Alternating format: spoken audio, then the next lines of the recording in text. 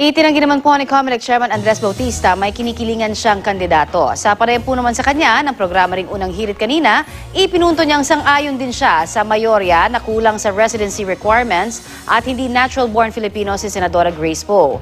Yun nga lang daw ay hindi siya naniniwala na may intensyon si Poe na linlangin ang publiko. Inamin naman niya na pinsan niya si Mario Bautista ng Poblador Bautista Law Office na dumedepensa kay Poe pero hindi raw ito nakakaapekto sa kanyang desisyon.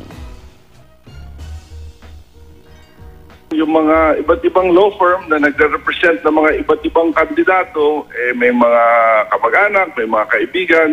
Pero sa akin po, walang ano yan. Kumbaga, hindi po nakaka-influensya na aking desisyon. Open kayo na buksan ho yung mga minutes, mga audio recording daw po ng... Definitely, kung yung po open po tayo dyan. May sinabi kanina si Commissioner Gonzon na hindi kayo ang boss niya, kundi yung konstitusyon, Chairman.